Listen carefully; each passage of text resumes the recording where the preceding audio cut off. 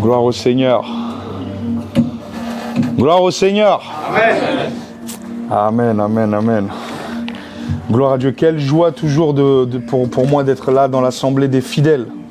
C'est une grâce. Parfois nous oublions que c'est une grâce, c'est pour ça qu'on banalise. La plupart des choses qu'on commence à banaliser, c'est parce qu'on oublie que c'est précieux, on oublie que c'est une grâce qui n'est pas accordée à tout le monde, n'est-ce pas?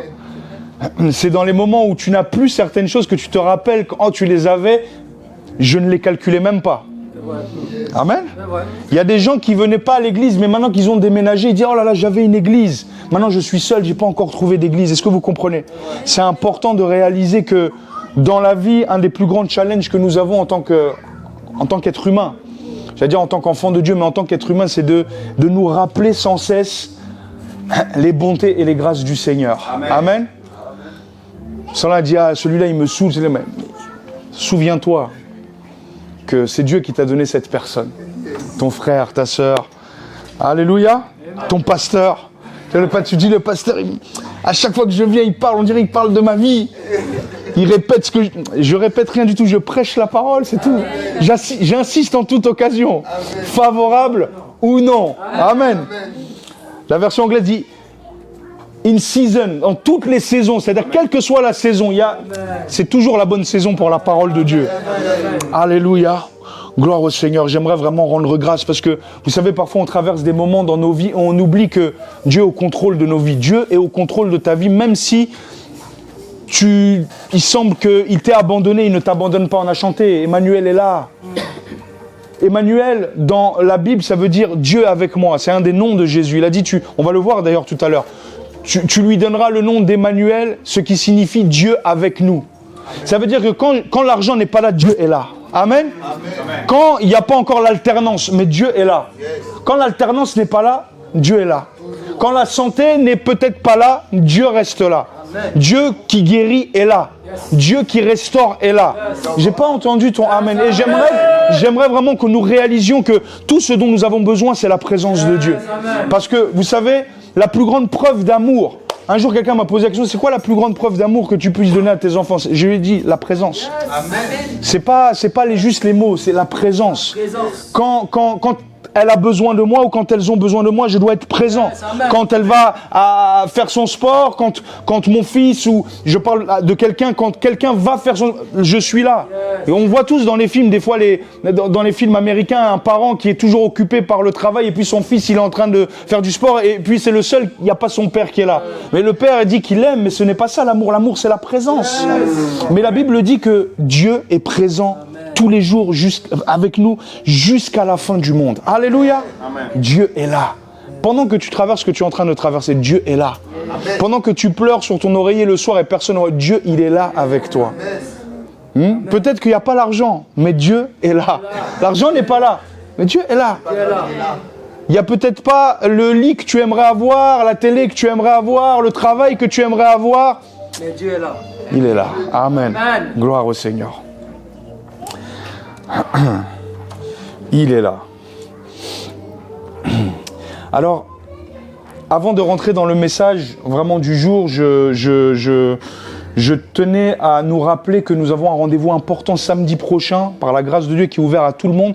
C'est 2 heures d'adoration. Samedi de 14h à 16h, samedi 27 prochain, de 14h à 16h, ici, on va aménager la chose pour qu'elle soit très conviviale, alléluia, pas comme le dimanche, où c'est un peu plus formel parce qu'il y a plus de monde, où il y a le pupitre, il y a la caméra. Là, on sera vraiment dans un cadre où on va adorer le Seigneur, tout simplement. Yes, amen. Amen. Pendant 2 heures, de 14h à 16h. La Bible dit ceci, ils persévérèrent dans 4 choses. Rappelle-toi toujours ça, parce que beaucoup de chrétiens, tu vas entendre dire oui, l'église primitive, l'église primitive. Si nous voulons vivre ce que l'église primitive, la première église a vécu, l'église de Actes des Apôtres, nous devons faire ce qu'ils ont fait. Et qu'est-ce qu'ils ont fait? Ils persévéraient, la Bible dit, ils étaient dévoués à 4 choses. Dis avec moi 4 choses. 4 choses. Premièrement, l'enseignement des apôtres, c'est-à-dire l'enseignement de la parole de Dieu en accord avec ce qui est écrit. Pas juste leurs opinions, pas juste la révélation d'un prophète, non, l'enseignement qu'ils avaient reçu des apôtres. Parce qu'aujourd'hui, on peut prendre la Bible et faire dire à la Bible ce qu'elle ne veut pas dire. Voilà pourquoi il ne dit pas juste qu'il parlait de la parole de Dieu, de la part de Dieu, ils persévéraient dans l'enseignement qu'ils avaient reçu des Écritures. Amen. De ceux qui avaient marché avec Jésus. Deuxième chose, ils persévéraient dans quoi? Dans la communion fraternelle. C'est pour ça que si tu dis que tu es chrétien, mais tu n'as pas besoin d'église, tu n'es pas dans le modèle biblique. Pourquoi? Parce que nous avons besoin aussi de la communion fraternelle. Comme je le disais la semaine dernière, je viens dans l'église, dans l'assemblée le dimanche, pas pour remplir une chaise, mais par obéissance au Seigneur. Et parfois je vais entendre un message qui va m'irriter, mais en même temps ça va m'édifier. Amen. Amen. Amen. Je vais voir peut-être un comportement d'un frère, d'une sœur qui m'énerve, mais en fait, le faire aiguise le faire. Tu as besoin de ça. Et lorsque tu ne le fais pas, tu es en train de dire à Dieu, je suis plus intelligent que tes voix, ma propre doctrine me suffit à moi-même, mon propre caractère me suffit à moi-même, seul je vais y arriver. Tu ne peux pas y arriver. Tu fais partie d'un corps. Alors bien sûr qu'il y a des temps, des saisons où le Seigneur parfois nous fait faire des pauses pour pouvoir nous reconsidérer, nous voir où nous en sommes. Mais la communion fraternelle, la Bible dit n'abandonnez pas vos assemblées. C'est des versets que les pasteurs ont peur de prêcher aujourd'hui parce qu'ils pensent qu'on veut garder les gens. C'est pas ça, c'est la Bible. N'abandonnez pas vos assemblées, que ce soit ici ou ailleurs. Lorsque le Seigneur vous conduit quelque part et qu'il vous a établi quelque part, n'abandonnez pas. Amen. Restez fidèles jusqu'à ce que le Seigneur vous parle et vous dites peut-être ce n'est plus là, c'est ailleurs, mais soyez fidèles. Et moi, je ne suis pas pour les gens qui changent d'église toutes les 6 semaines. Alléluia. C'est comme, vous voulez que le pasteur soit là pendant 10 ans pour vous. Mais vous, le pasteur veut aussi que vous soyez là pendant 10 ans. Non, mais est-ce qu'on peut parler pour de vrai? Parce que le pasteur, même si je ne viens pas ce dimanche, la semaine prochaine, il sera là. Non, mais toi aussi, tu dois être là. Vérité. Ah oui, merci beaucoup, mon frère. Merci, que Dieu te bénisse. Alléluia. Il persévéra aussi dans la fraction du pain, la Sainte Seine. Ensemble, fractionner le pain, il mangeait le corps et le sang du Seigneur. Et dans les prières. Donc, la semaine prochaine, samedi prochain, pendant 2 heures. Si tu ne travailles pas, même si tu as un emploi du temps chargé, prends ces 2 heures avec nous. Parce qu'une fois par mois, on va le faire pour adorer le Seigneur, faire monter un parfum de bonne odeur. Amen. Et que peut-être tu connais des gens qui ont besoin du Seigneur. Amène-les avec toi.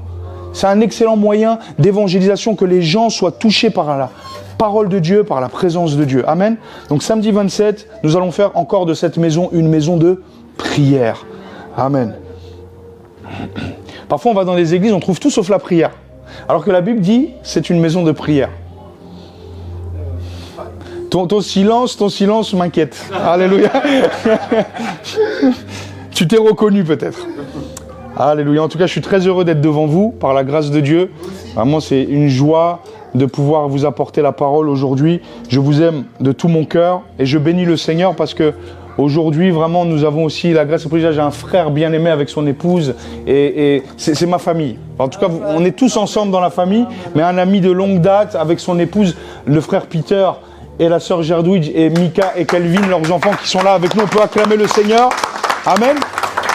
Pour ceux qui sont les plus anciens, il est déjà venu apporter la parole à l'époque où nous étions dans l'autre salle, dans une autre configuration, dans un autre mandat, dans une autre vision. Mais le Seigneur aujourd'hui a fait des nouvelles choses et par la grâce de Dieu, vous les reverrez bientôt. Je m'assierai et lui viendra parler. Amen. Gloire au Seigneur. En tout cas, ça fait plaisir de vous voir et nous sommes heureux de vous avoir parmi nous. Amen. Gloire à Dieu. Alors, nous avons commencé une série d'enseignements la semaine dernière, un long voyage dans le livre de Matthieu, dans l'évangile de Matthieu, où le Seigneur nous a mis à cœur de parcourir l'évangile de Matthieu du chapitre 1 jusqu'au chapitre 28. Prendra le temps que ça prendra, mais chaque dimanche, nous irons passage après passage pour traverser cet évangile et aller jusqu'au bout. Amen. Amen. La Bible dit que nous devons faire de toutes les nations des disciples, n'est-ce pas ? Ça veut dire que pour être un bon disciple, nous devons suivre les traces du Maître. Et le meilleur endroit pour être formé à la vie du disciple, c'est les évangiles, parce que ce sont les évangiles qui nous démontrent comment Christ vivait lorsqu'il était incarné dans cette terre.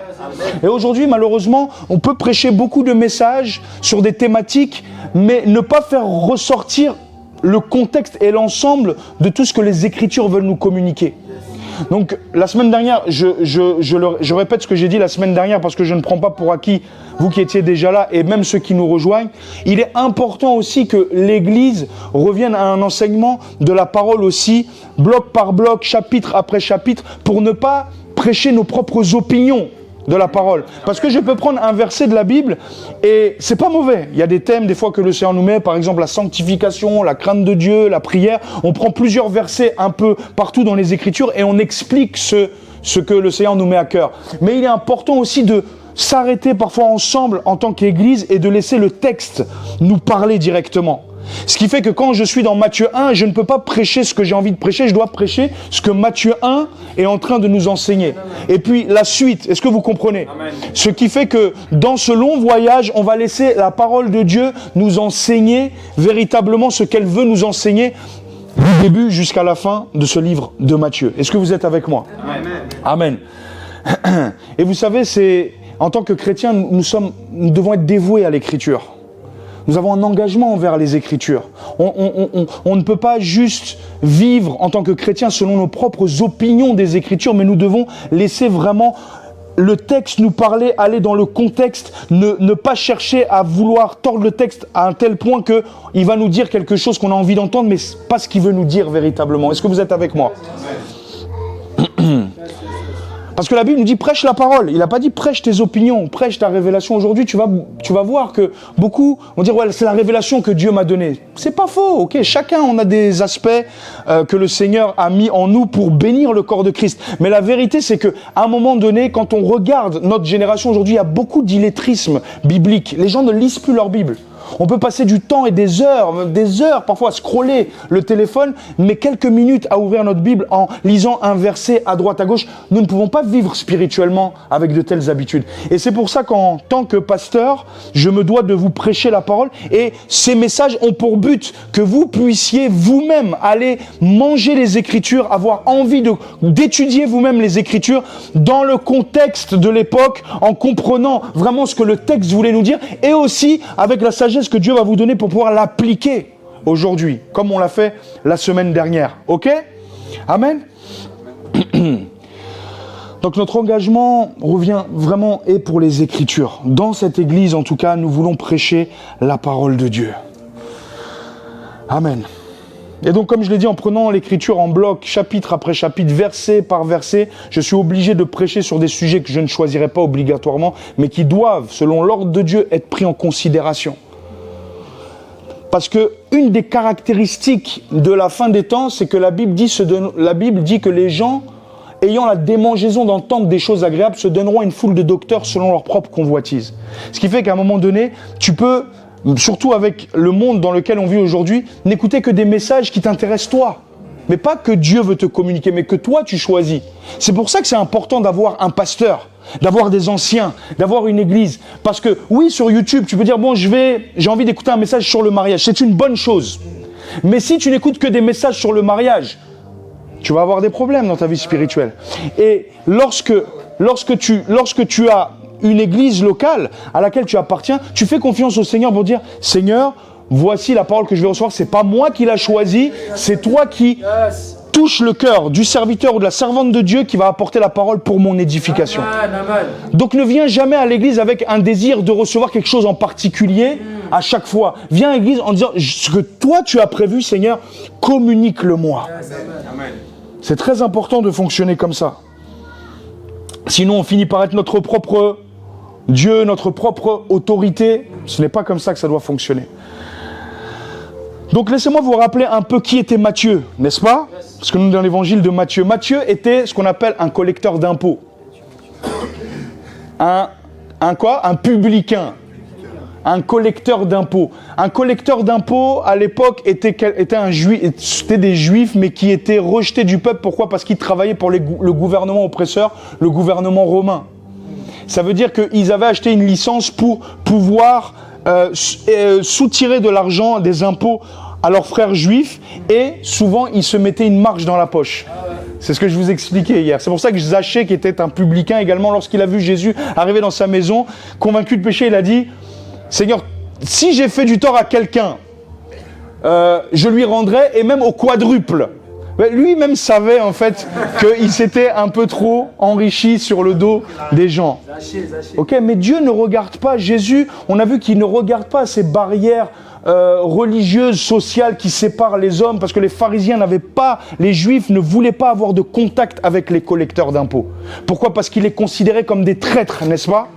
Mais Jésus, lorsque lui, il est venu, il n'a pas regardé à ces limitations sociales et religieuses, là où les pharisiens voyaient les publicains comme des gens rituellement impurs parce qu'ils étaient en contact constamment avec les païens, avec les Romains, avec les ennemis. Lui, Jésus, est venu à appeler Matthieu pendant qu'il était en train de travailler à son péage, et la vie de Matthieu a été transformée. Matthieu a rencontré le Seigneur, et ce jour-là, il n'était plus dans les vols, dans les extorsions, il l'a suivi. Un regard croisé avec le Seigneur. Voilà pourquoi tu as besoin de rencontrer le Seigneur. Amen. Là où tu es, il n'attend pas que tu sois forcément à l'église.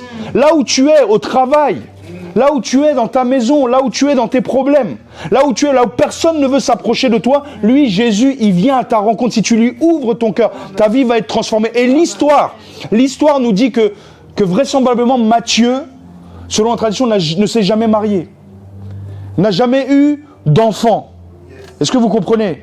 Il a suivi le Seigneur, pas parce qu'il attendait une bénédiction. Il a suivi le Seigneur parce que le Seigneur, il l'avait rencontré et c'était sa vie. C'est ce type de rencontre que nous, les chrétiens, en 2025, nous devons aussi expérimenter.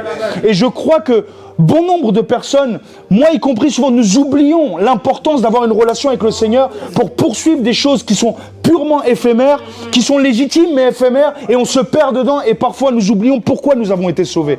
Matthieu nous enseigne que réussir avec Dieu, ce n'est pas forcément avoir des grosses voitures comme on veut nous prêcher, ou beaucoup d'argent comme aujourd'hui on peut le mettre en avant. Non, réussir avec Dieu, c'est tout simplement chercher à lui plaire et faire sa volonté jour après jour. Peut-être que certains d'entre nous ne seront jamais sur un pupitre en train de prêcher, mais ça ne veut pas dire que tu n'es pas connu au ciel, et ça ne veut pas dire que tu ne vas pas avoir plus de résultats que certaines personnes qui sont derrière un pupitre. Et l'histoire nous dit aussi, vraisemblablement, qu'il a été mort, il a été tué en martyr en Éthiopie, alors qu'il partageait le repas du Seigneur. Une épée a percé Matthieu. Vous voyez, ce collecteur d'impôts impur qui est devenu un martyr pour le Seigneur. Il est important de comprendre que quand nous lisons la Bible a été écrite par des hommes faits de chair et de sang comme nous. Mais que Dieu avait choisi pour cette mission, ils avaient rencontré Dieu et leur vie a été transformée par cette rencontre. Cet évangile aussi est important, et c'est pour ça d'ailleurs qu'il est en premier dans ton Nouveau Testament, ce n'est pas par hasard. Si Matthieu apparaît en premier dans ton Nouveau Testament, c'est pas parce que non plus il est le plus ancien, parce que Marc est plus ancien que Matthieu, selon la tradition, mais Matthieu était le plus lu et le plus étudié des évangiles pendant les premiers siècles de l'Église, avant même que le canon biblique ne fût formé. Ce qui est important de comprendre que le livre de Matthieu est un des évangiles, si ce n'est l'évangile le plus complet pour que tu deviennes un disciple, un manuel de disciple. D'ailleurs, on va voir que, au fur et à mesure de ce voyage, que cet évangile-là a été écrit de manière très très inspirée, très stratégique. Et d'ailleurs, il y a 5 grands discours dans cet évangile, comme pour dire, en fait, voici l'accomplissement des 5 livres de la loi de Moïse qui sont maintenant manifestes. Parce que comme je vous l'ai dit la semaine dernière, et ceux qui nous rejoignent peuvent aussi le découvrir aujourd'hui, c'est que l'évangile de Matthieu est l'évangile le plus juif des 4. C'est-à-dire qu'il n'a pas été écrit que pour les juifs, mais dans sa motivation de présenter la foi chrétienne, il l'a fait aussi pour démontrer aux Juifs que Jésus-Christ était véritablement le Messie qui devait venir. On a vu la semaine dernière déjà avec la généalogie, n'est-ce pas? C'est pour ça que dans cet évangile, tu vas voir qu'il parle souvent du sabbat, il parle souvent des traditions, il parle souvent dans un langage juif. Pourquoi? Parce qu'il veut démontrer aux Juifs que celui que vous attendez, que les Écritures dans l'Ancien Testament ont prophétisé, voici la preuve. C'est celui-là que vous attendiez. Jésus le Christ, fils de David. Fils de Amen. C'était pour ceux qui ont suivi le message de la semaine dernière. Je voulais m'assurer de ça. Tu peux écouter ce message-là sur notre chaîne. Ça va t'édifier, je le crois. Amen. On a vu que Dieu est le plus grand joueur d'échecs de tous les temps. D'ailleurs, notre série d'enseignements, la première de ce livre de Matthieu, englobe les chapitres 1 à 4 et nous l'avons intitulé « Le roi entre dans la partie ». Parce que dans Matthieu, dans les premiers chapitres, on voit que non seulement Dieu commence à agir différemment au milieu des hommes, mais il descend au milieu des hommes. s'incarne au milieu des hommes dans la personne le Fils de Dieu qui existe de toute éternité, qui n'a pas commencé à exister lorsqu'il est sorti du sein de Marie. Non, non, il existait de toute éternité, mais il s'est incarné dans le sein de Marie et a commencé à intervenir lui-même dans les affaires des hommes. Ça, c'est l'évangile, mon ami. Dieu est le plus grand joueur d'échecs de tous les temps. La Bible dit qu'au temps marqué, il a manifesté ces choses-là. Et tout ce qu'il fait est parfait. Il est omniprésent, omnipotent, omniscient. Tout ce que tu traverses, Dieu le sait mieux que toi. Parfois, tu dis, mais moi, je ne suis pas dans la Bible.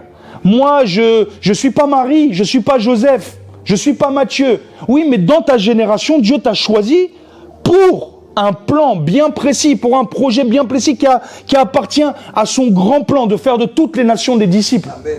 Dieu t'a appelé pour ça. Dieu ne t'a pas appelé juste à venir à l'église. Hein. Dieu t'a appelé pour un projet bien particulier.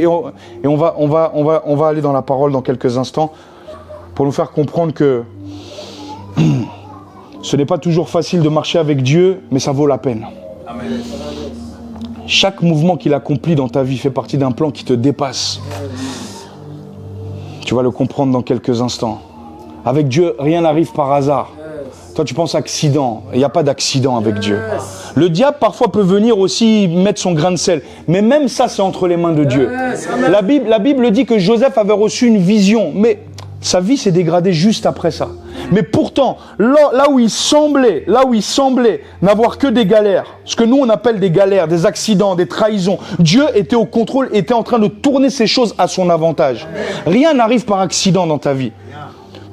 Toutes les épreuves que tu affrontes, si tu crois vraiment que Dieu est au contrôle de ta vie, vont être bénéfiques pour toi.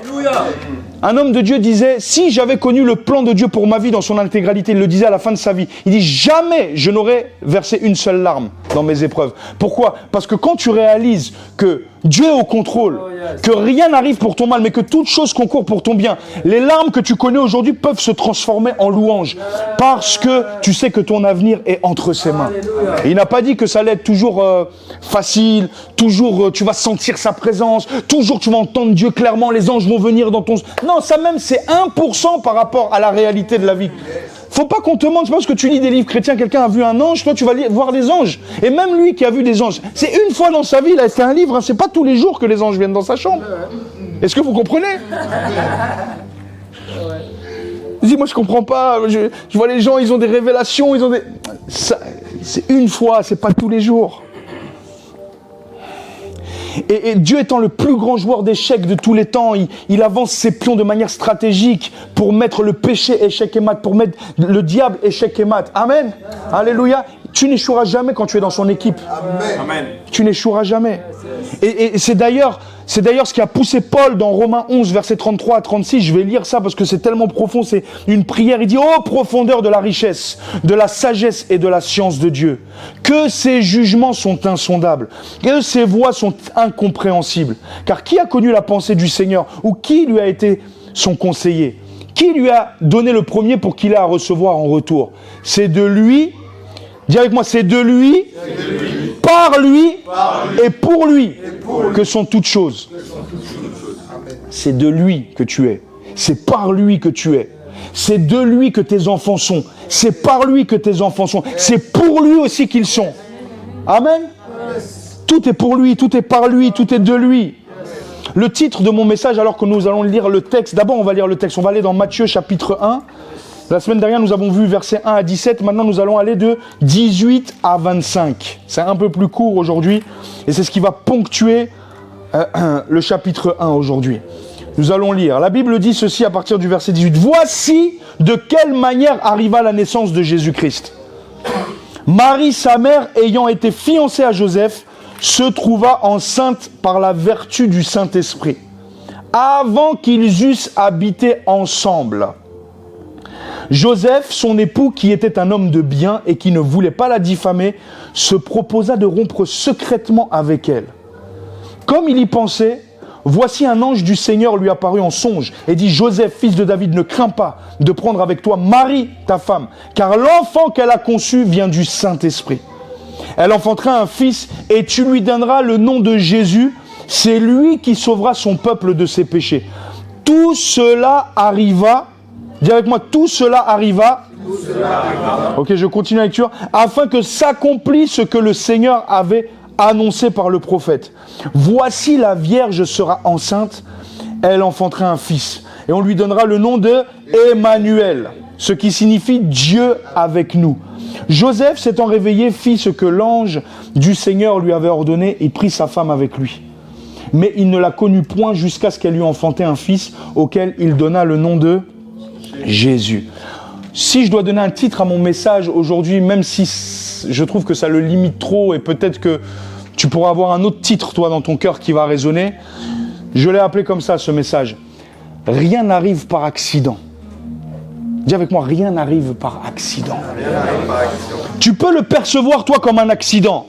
Tu peux le percevoir toi comme un grain de sable dans la machine. Tu peux le percevoir comme un problème, mais ça n'arrive jamais au hasard, ça n'arrive jamais par accident. Certaines choses peuvent avoir pour origine même des attaques de l'ennemi, mais elles n'arrivent pas par accident non plus. Notre Dieu nous rassure que quand on lit ce texte, même lorsque, peu importe ce qui nous arrive quand on lui appartient, cela est englobé dans un plan parfois qui nous dépasse. Parce que notre Dieu est omniprésent, omnipotent, omniscient. Il a toute connaissance, il a tout pouvoir, il a tout contrôle. Alors avant de développer vraiment le point que je vais aborder avec vous, j'aimerais parler de quelque chose qui me semble important. C'est dans la théologie chrétienne ce qu'on appelle le domaine de la prophétie. Et quand je parle de la prophétie, je ne parle pas de quelqu'un, du don spirituel par exemple, quelqu'un qui se lève, qui parle pour donner une parole d'encouragement à quelqu'un. Je ne parle pas de ça, nous croyons à ces choses, il n'y a aucun souci, tant que ces choses-là sont faites dans l'équilibre, amen. Parce qu'il y a des gens qui prophétisent, des fois c'est compliqué. Je te dis comment il prophétise. Il n'entend pas Dieu pour sa propre vie, mais pour toi, il veut te donner des leçons. Bon, enfin bref. Parenthèse fermée. Les prophéties de parking, là, quand tu sors de l'église, tu rentres. Oh, le Seigneur m'a dit, tu vas être. On connaît ça. Bon, je ne parle pas de ça ici. Je parle de la prophétie biblique. C'est-à-dire l'écriture, la parole de vérité. Et la parole prophétique, l'écriture, Pierre nous l'a décrit comme étant une lampe dans les derniers temps qui brille comme dans un lieu obscur. Aujourd'hui, le monde dans lequel on vit est un monde, l'atmosphère qui y règne est obscure. Et ce qui fait la différence pour la vie d'un chrétien, c'est l'attachement aux Écritures.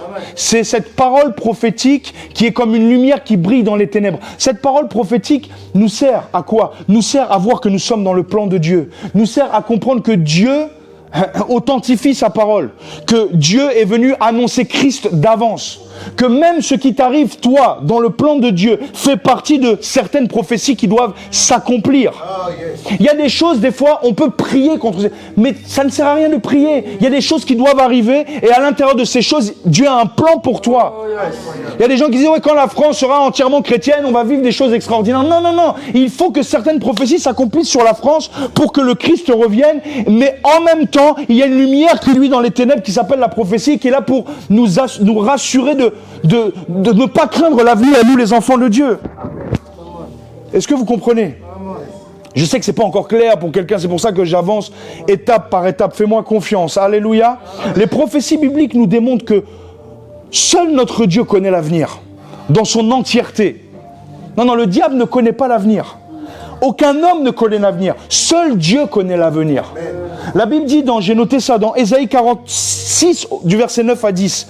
Souvenez-vous de ce qui s'est passé dès les temps anciens, car je suis Dieu. Il n'y en a point d'autre. Je suis Dieu, nul n'est semblable à moi. J'annonce dès le commencement ce qui doit arriver, et longtemps d'avance ce qui n'est pas encore accompli. Je dis, mes arrêts subsisteront et j'exécuterai toute ma volonté. Il exécutera toute sa volonté dans ta vie. Je ne le dis pas pour t'exciter, je le dis parce que c'est la parole qui le dit. Les prophéties bibliques nous ont été aussi envoyées pour nous préparer, nous le peuple de Dieu, à avoir un certain comportement, à nous rééquilibrer, à nous garder sur le bon chemin, pour nous montrer que là, le panneau nous indique ça, la prophétie est en train de s'accomplir. Et il y a des prophéties bibliques, mais il y a aussi des prophéties que tu ignores sur ta vie, que le ciel a décrétées sur ta vie, qui doivent s'accomplir et qui vont te faire vivre des choses que tu n'avais pas prévues. Mais sur le chemin de ce que tu n'avais pas prévu, tu vas devoir apprendre à faire des réglages. Amen. Parce qu'il y a beaucoup de gens qui suivent Dieu jusqu'au moment où ça ne matche pas avec ce qu'ils avaient prévu. C'est facile d'être obéissant quand j'avais prévu, quand tout se passe selon mon projet. Je suis là tranquille, je fais ma petite vie. Mais dès que Dieu me demande un peu plus de moi, et que ça me sort de ma zone de confort, est-ce que je vais le suivre? Mais je suis en train de parler de Marie et de Joseph, mais je suis aussi en train de parler de toi. Parce que Marie et Joseph avaient des projets. Mais Dieu n'a pas tenu compte de ces projets-là parce qu'il y avait un projet supérieur. Amen. Ces projets, en plus, étaient tellement louables. Il voulait louer le Seigneur. Il voulait se préserver pour le mariage. Il voulait construire une famille. Peut-être que Joseph avait une vision de carrière dans tel ou tel domaine. Mais Dieu, sans prévenir, est descendu. Amen. Dieu descendra aussi dans ta vie. Amen. Il est même déjà descendu plusieurs fois. Amen. Sans prévenir. Et cela nécessitera des réglages imprévus de destinée. Il y a des choses que tu devras apprendre à régler sur la fréquence de la parole de Dieu. Tu n'es pas obligé de le faire. Dieu ne t'obligera pas à le faire. Parce que Dieu n'est pas un démon qui oppresse les gens pour les obliger à faire. Mais il te mettra dans certaines situations où il te sera difficile de regimber contre les aiguillons. Pour nous rappeler que nous appartenons à un projet plus grand que nous-mêmes. Ma petite carrière, mon petit ministère, ma petite ambition, moi, ma voiture, n'est-ce pas? Ma famille, toutes ces choses. Ok, gloire à Dieu, c'est pas mauvais. Mais est-ce que tu es prêt à laisser certaines choses que Dieu va venir, quand Dieu va descendre et va faire quelque chose que tu n'avais pas prévu qu'il fasse, mais qui était prévu pour lui, par lui. Amen.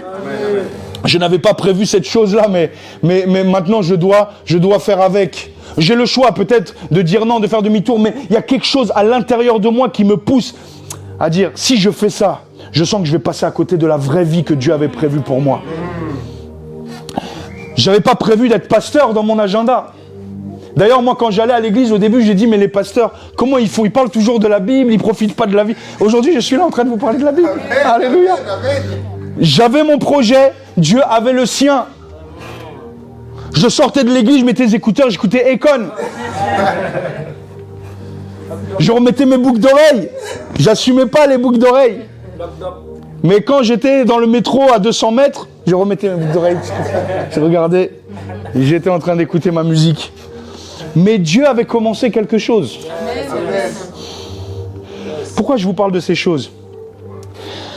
Pourquoi je vous parle de la prophétie biblique? Parce que l'un des buts de Matthieu, rappelez-vous, c'est de démontrer par l'écriture, par les prophéties que Jésus était le Christ. Et dans ce passage-là, nous voyons que tout ce qui arrive à Joseph et à Marie, la Bible dit, donc verset 22, tout cela arriva afin que s'accomplisse ce que le Seigneur avait annoncé par le prophète. J'aimerais te dire que toi aussi dans ta vie, tout cela t'arrive à cause de quelque chose que Dieu a décrété sur ta vie. Peut-être qu'un prophète ne l'a jamais prophétisé, peut-être que tu ne l'as jamais entendu, mais lorsque Betsalel était en bas, Moïse était sur la montagne, Dieu était en train de parler à Moïse de Betsalel, Betsalel n'était pas au courant. Mais Dieu avait choisi Betsalel pour construire le tabernacle. Lui, il allait à l'école, il faisait ses trucs, mais à un moment donné, Dieu l'a mis à part pour construire le tabernacle. Est-ce que vous comprenez? Il y a des choses dont tu n'es pas au courant, mon frère, ma soeur. Quel que soit ton âge, quelle que soit ta couleur de peau, que Dieu a décrété sur ta vie. Et parfois, lorsqu'il veut passer à une autre phase du plan, il va te faire vivre des choses qui vont te déstabiliser. Pourquoi? Pour te rappeler que tu lui appartiens à lui et que tu n'es pas le propre Seigneur de ta vie. Amen. Les pharisiens étaient les propres seigneurs de leur vie. À tel point que lorsque Dieu est venu en chair et en os devant eux, leur annoncer la vraie marche à suivre, eux, ils l'ont combattu. Et parfois, nous, les chrétiens, on critique les pharisiens, mais on est comme eux. On combat Dieu dans notre vie de tous les jours. Parce que nous, ce qu'on veut, c'est rester dans notre petite zone de confort. Mais si Matthieu était resté dans sa zone de confort, jamais il n'aurait écrit l'évangile. Jamais il n'aurait connu toutes ces âmes qu'il a pu sauver au travers de son ministère. Jamais peut-être il n'aurait connu le martyr. Est-ce que vous comprenez? Amen. Wow.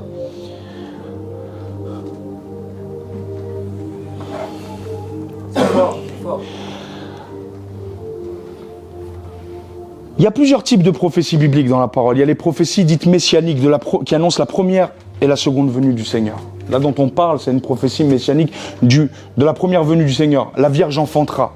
Voici ce qui t'arrive, Marie. C'est parce qu'il y a une prophétie. Toi aussi, peut-être, il est en train de t'arriver quelque chose dans ta famille, dans ta vie. Mais c'est parce que aussi, il y a une prophétie sur ta vie. Il y a un plan Pas obligé de l'appeler prophétie si tu veux, mais un plan, si tu veux. C'est une prophétie, c'est un plan, c'est un projet. Et toi, tu es là, tu es en train de te débattre avec tes propres projets, mais Dieu, lui, il est là, il est en train de faire dérailler certaines choses pour te recalibrer. Recalibrer tes émotions, recalibrer tes motivations, recalibrer tes priorités. Il y a quelque chose que nous, les anciens chrétiens, entre guillemets, nous guette plus facilement que les nouveaux chrétiens. C'est le fait de tomber dans la routine. Le fait de prier, mais plus à chercher à connaître Dieu. Le fait d'obéir, mais par habitude, pas par amour. Et Dieu, parfois, permet que certaines choses arrivent, non pas par accident, mais afin que s'accomplisse quelque chose que Dieu avait annoncé d'avance. En ce qui concerne la première venue de Christ, la Bible recense plus de 300 prophéties dans l'Ancien Testament. Certaines prophéties sont des images, des types, mais il y en a 48 qui sont claires et nettes comme étant des prophéties claires que Jésus a accomplies.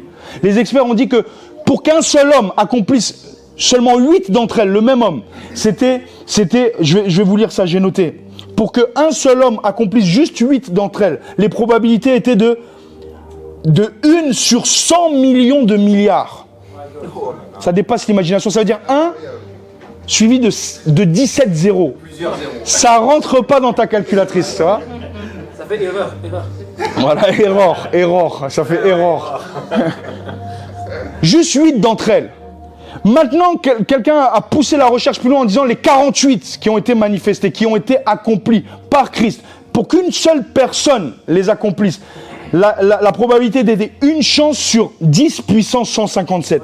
Ça veut dire là, tu t'imagines le chiffre 1 avec 157 zéros derrière. Inimaginable. Le Dieu que nous servons est merveilleux. Non seulement la Bible parle de ces choses, mais l'histoire même retrace que la vie, la crucifixion, l'authenticité de la vie de Jésus est confirmée par des livres même historiques, plus que l'existence de Platon, plus que l'existence de Socrate. La Bible est le livre le plus documenté factuellement, dans l'histoire même. Même ceux qui ne croient pas en Jésus savent que Jésus est mort sur la croix. Faites vos recherches. Il y a plus de 10 000 documents attestant de l'existence de Jésus. Alors qu'il n'y en a que 20, 30 authentiques sur Platon, Socrate. Et les gens croient plus à Platon qu'à Jésus. Notre foi ne vient pas des preuves scientifiques. Notre foi dépasse ces choses-là. Mais la preuve que Dieu m'aime, que Dieu est, se confirme même dans les choses des hommes. Voilà pourquoi ta foi est solidement ancrée. Amen. Tu ne pourras jamais échouer avec le Seigneur. Amen. Maintenant, laissez-moi atterrir tout doucement parce que vraiment, ce n'est pas un long message que j'ai, c'est un message vraiment aussi d'encouragement. Sa naissance à Jésus était la preuve que Dieu ne fait rien par accident. Regardez même que Marie n'est pas devenue enceinte à n'importe quel moment de son passage sur terre, dès qu'elle fut fiancée. Vous voyez comment Dieu fonctionne. Il y a certaines choses qui doivent être mises en place dans ta vie pour que d'autres prennent place. Dieu ne viole pas ses lois. C'est-à-dire qu'il a attendu quand même pour préserver l'image de Marie, qu'elle ne soit pas enceinte avant d'être en alliance avec un homme. Mais il n'a pas aussi autant attendu que jusqu'à ce qu'il se marie, qu'il consomme. Mais par contre, les fiançailles, dans le langage biblique, c'est comme le mariage. Ce n'est pas comme, nous on dit les fiançailles, tu vas vous faire une bague et puis c'est parti, personne n'est au courant. Non, ça c'est pas les fiançailles. Les fiançailles... Non, parce qu'il y en a qui ont fiancé 4 comme ça en même temps. Et fiancé là, Non. C'est qui? Non. C'est pas ici. Ça se connaît, on connaît. D'ailleurs, il y a une émission sur Netflix aujourd'hui qui existe, non? Je sais qu'il y en a qui ont déjà regardé ça. Marié à l'aveugle. Voilà, il s'offre des bagues sans même s'être vu. Et puis quand il se voit, il dit on va se marier dans 1 mois. Mais c'est pas ça, mon ami. On parle pas de ça. Dès le début des fiançailles, Joseph était fiancé avec Marie. Les fiançailles à l'époque biblique, c'est important de le savoir, c'était un engagement déjà légal. La femme était déjà mise à part pour l'homme. C'est-à-dire que c'était déjà sa femme en fait. Sauf que ils étaient juridiquement liés, ils étaient comme s'ils étaient mariés, sauf qu'ils n'avaient pas encore de vie conjugale ensemble. C'était la prochaine étape qu'on appelait les noces. C'est pour ça que même Jésus aujourd'hui, même si nous n'avons pas encore expérimenté les noces de par sa seconde venue, de par son retour, que nous aborderons à la fin de Matthieu, nous lui appartenons déjà. Nous sommes sa fiancée. Dis pas, on peut casser les fiançailles à n'importe quel moment. Dieu a déjà payé le prix, la dot pour toi. Les fiançailles, Joseph était fiancé à Marie, ça veut dire qu'il avait déjà fait des dons à la famille. Il avait déjà payé un prix pour elle. Mais maintenant, regardez bien.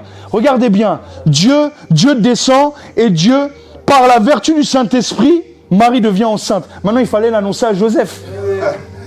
Frère Joseph.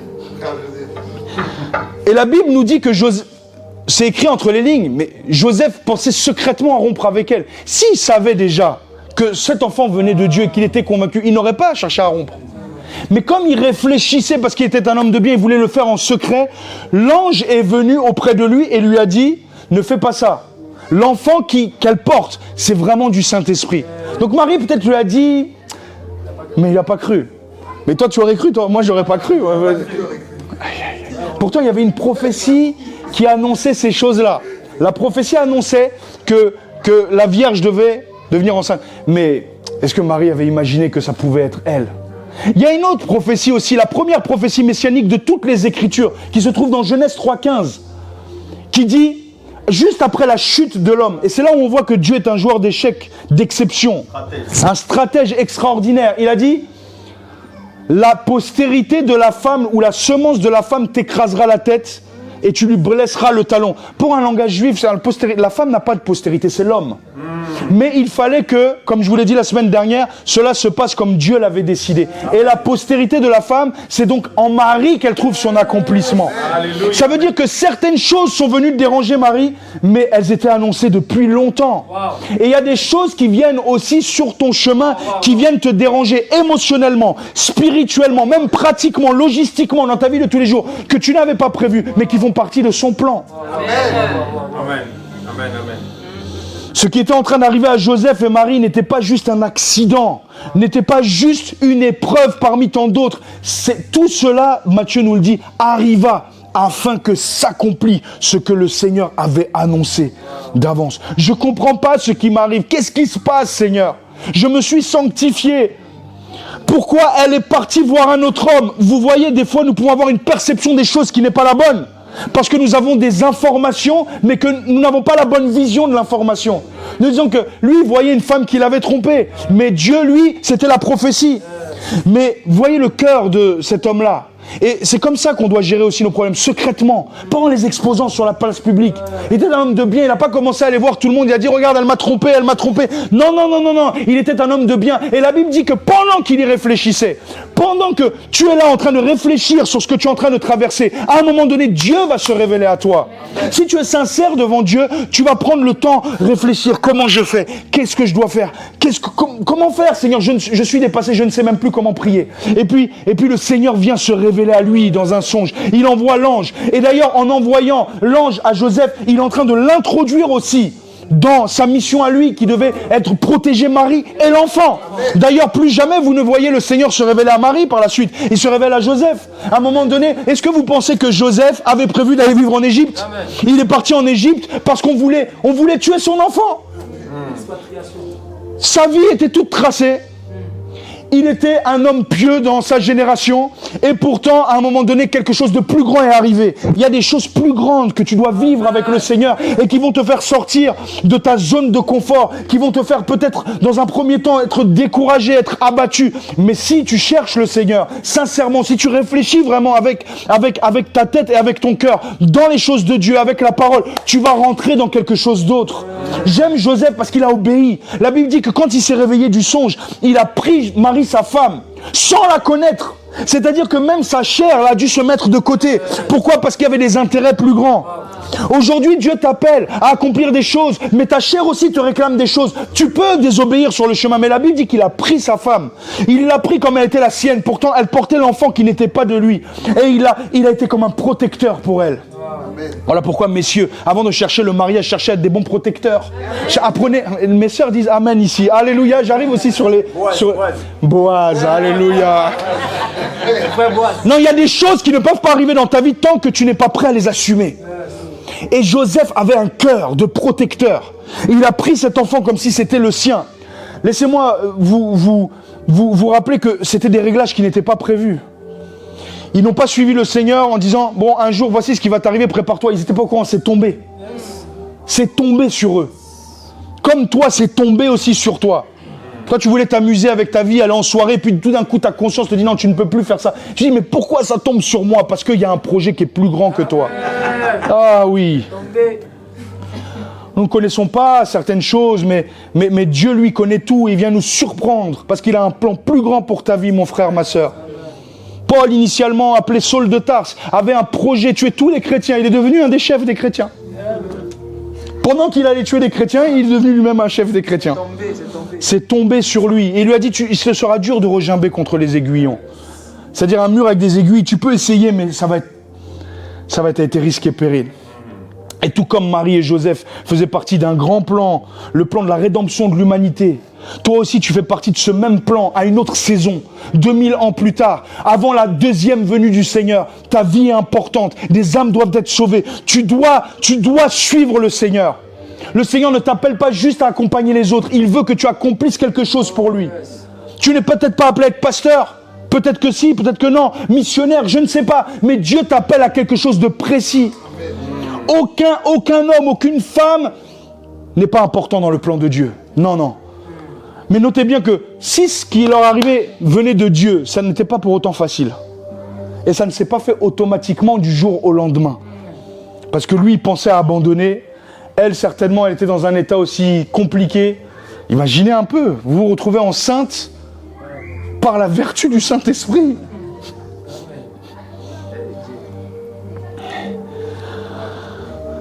Il y a dû avoir des réglages émotionnels. Des fois, parfois, Dieu vient dérégler tes émotions pour les régler par la suite selon sa fréquence.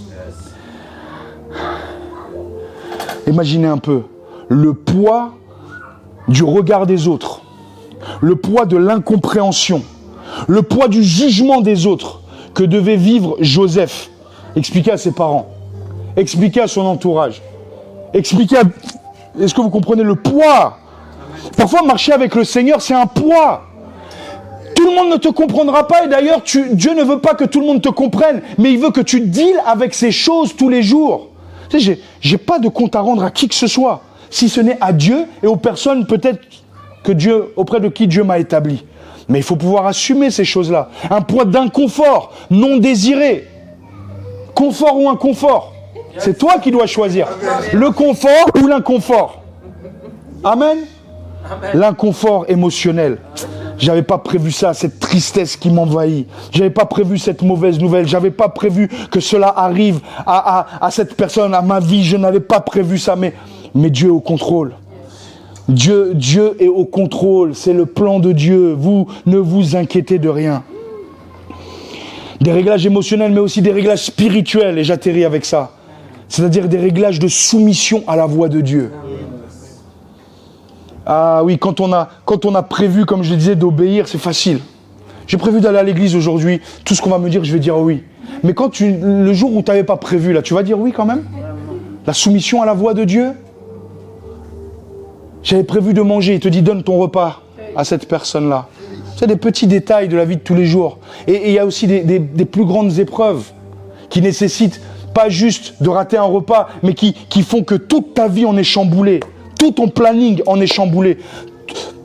Ton travail est chamboulé, tout est chamboulé. Tes relations, même ton mariage commence à tanguer. Pourquoi? Parce que en fait, c'est des choses que tu n'avais pas prévues.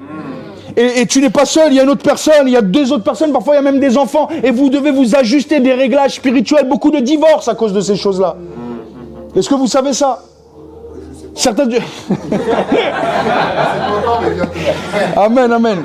Heureux ceux qui sont honnêtes, car le royaume des cieux est à eux. Alléluia, gloire au Seigneur. Donc, dans un contexte, écoutez-moi, où j'avais pas prévu, où j'avais pas tout prévu.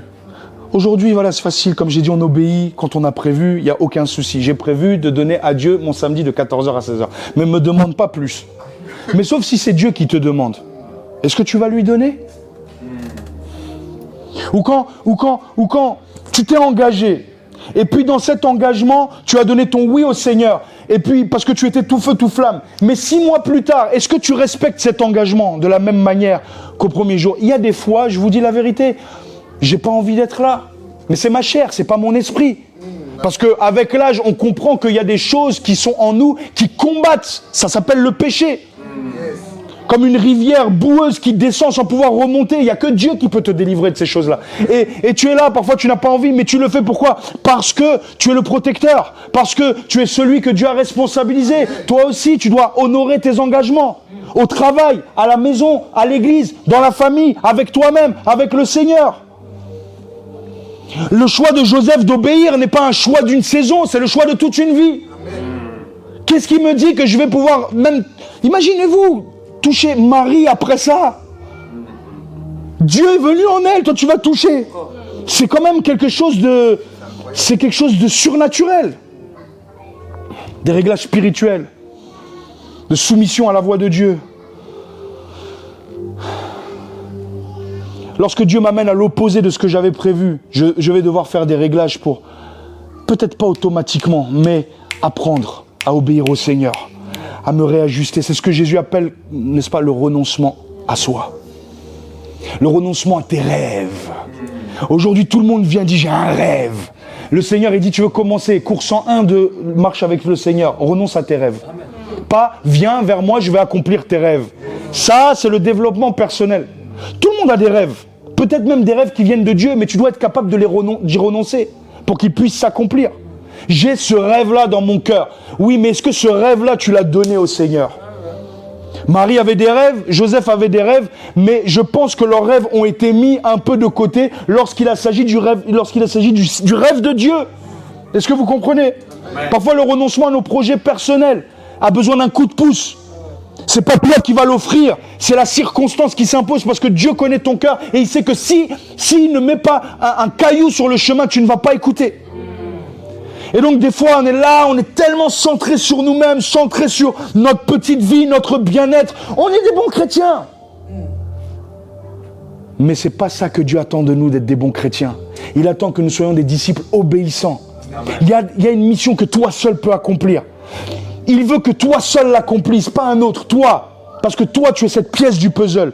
Mais il va créer des circonstances, des situations qui vont faire « Ah, sors de ta zone de confort. Toi, tu avais prévu ça, mais moi, j'ai prévu autre chose. » Accepte le poids qui va avec ces choses-là. Il y a des obéissances qui vont créer des séparations parfois dans nos vies. Des séparations qui seront peut-être permanentes ou juste pour un temps. Mais qu'est-ce qu'il vaut mieux, obéir à Dieu ou obéir aux hommes? Amen. Obéir à Dieu. Est-ce que Dieu parle à quelqu'un ce matin? Amen, amen. Tout ce qui t'arrive ne t'arrive pas par hasard ou par accident. Mais afin que s'accomplisse ce que le ciel a décrété sur ta vie. Ce qui a été annoncé d'avance sur toi, même avant la fondation du monde. Il faut que tu sortes de tes zones de confort. Réglage donc émotionnel, réglage spirituel, soumission à la voix de Dieu. Et je finis avec ça, réglage d'ordre pratique. Ça veut dire que, comme je vous le disais tout à l'heure, Joseph n'avait pas prévu d'aller en Égypte, mais il a dû y aller. Est-ce qu'il avait l'argent? La Bible ne nous dit pas qu'il avait l'argent. Vous voyez, Dieu est le plus grand joueur d'échecs de tous les temps. On voit même qu'il fallait on le verra plus tard, que Jésus naisse à Bethléem, mais eux, ils vivaient à Nazareth. Et donc Dieu a suscité un recensement, a touché un roi ou un gouverneur pour décréter un recensement à cette période-là dans la ville où Joseph avait grandi, la ville de David, Joseph, fils de David, pour que naisse là où David était né, le Messie qui devait arriver. Tout arrive pour un but. Toi, tu es là, tu dis, j'avais pas envie d'aller à ce rendez-vous, mais Dieu avait prévu quelque chose pour toi à ce rendez-vous. Mais pourquoi je peux pas faire le recensement sur Internet? Non, tu dois aller à Bethléem. Parce qu'à Bethléem, une prophétie doit s'accomplir au travers de toi. Je me rappelle de cette histoire de notre frère Roger et Patrick. Au baptême, il a raconté cette histoire-là. Quand ils se sont rencontrés pour la première fois, Roger, Dieu lui disait, va faire les courses là-bas où je sais plus où. Ah, le roi Merlin, ou c'était ça, non? Le roi Merlin?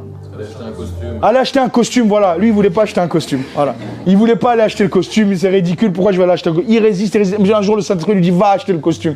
Et puis là, il rencontre le frère Patrick qui avait fait une prière en disant, envoie-moi un serviteur de Dieu pour me prêcher l'évangile. Envoie-moi un serviteur de Dieu. J'en ai vu plein, mais je veux un vrai serviteur de Dieu. Et aujourd'hui, ils viennent ensemble à l'église. Il s'est baptisé. Il y a des choses qui arrivent dans la vie. Si tu ne t'écoutes pas toi-même, tu vas vivre des miracles. Des fois, on s'écoute trop nous-mêmes. Ne nous écoutons pas. Écoutons le Saint-Esprit. Amen. Surtout quand tu n'as pas envie, fais-le. Parce que souvent, quand tu n'as pas envie, ça veut dire que Dieu est dans l'équation. Tu dois arriver à ce point dans ta vie où tu dis comme dans Matthieu 1 au verset 22, si tout cela m'arrive, c'est parce qu'il y a une raison qui me dépasse. Afin que s'accomplisse la parole. Alors, quelle attitude à adopter? 3 choses. Dans la prière, déjà, tu dois te redimensionner en disant, comme Marie, dans Luc 1, il dit, je suis ta servante, qu'il me soit fait selon ta parole, Seigneur. Amen. Viens dans la prière sans chercher à comprendre ce qui est en train de se passer, dis que ta volonté soit faite dans ma vie. Je suis ton serviteur. Depuis des années, je suis là. Peut-être je me suis éloigné, mais maintenant qu'il me soit fait selon ta parole. Je suis ta servante. Tu peux compter sur moi, Seigneur. Même si je trébuche, je veux faire ta volonté. Qu'il me soit fait selon ta parole. Première chose, prie comme ça. Que ta volonté soit faite pour ma vie, pour mes enfants, pour ma famille, pour mon ministère. Que ta volonté soit faite, pas la mienne. Qu'il me soit fait selon ta parole. Je n'avais pas prévu ces choses, mais maintenant, j'accepte. Deuxième chose aussi, dans Luc 1 au verset 45, il dit, Marie a exalté le Seigneur. Mon âme exalte le Seigneur. Et une attitude de louange pendant cette période-là. Cette période où tu sens que tu sais agiter émotionnellement. Loue le Seigneur. Oh, je comprends pas ce qui m'arrive, je comprends pas ce qui arrive à telle personne, je comprends pas, c'était pas prévu. Loue le Seigneur, mon âme exalte le Seigneur. Je te remercie de ce que tu as jeté les yeux sur la bassesse de ton serviteur, sur la bassesse de ta servante. Merci Seigneur parce que j'étais en train de me perdre, mais je te loue Seigneur parce que tu es venu par quelque chose qui me remue au plus profond de mon âme. J'ai voulu abandonner, mais mon âme t'exalte Seigneur. Amen. Et la troisième chose, comme Joseph, l'obéissance. Fais-le sans tarder. La Bible dit qu'il s'est réveillé, il a pris Marie. Il n'a pas attendu une semaine ou deux. Je vais prier encore, je vais demander la confirmation au Seigneur. Non. Il est parti faire ce que le Seigneur lui avait dit de faire. Et il fallait qu'il aille vite. Pourquoi? Parce qu'un génocide était en train de se préparer. Un génocide était en train de se préparer. Il fallait vite agir. Voilà pourquoi certaines révélations viennent fortement dans ta vie. Pourquoi? Pour te percuter, parce que les temps sont comptés. La chose doit avancer. Le Seigneur revient bientôt.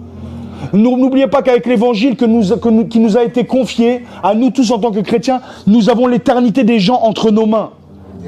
Nous pouvons les sauver des flammes éternelles.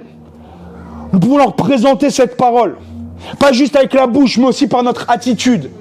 J'étais réjoui dans mon cœur quand le frère Chris m'a dit qu'un de nos collègues a vu les vidéos sur Internet, a vu notre comportement au travail, parce que je travaille des fois avec Chris. Et il a dit un jour je vais venir aussi, parce que moi aussi j'ai besoin de ça. Il va venir et j'ai dit à Chris, ils vont tous venir. Alléluia. On va faire un culte spécial collègue du pasteur et de Chris. Alléluia, gloire au Seigneur. Tu vas vivre des choses extraordinaires avec le Seigneur.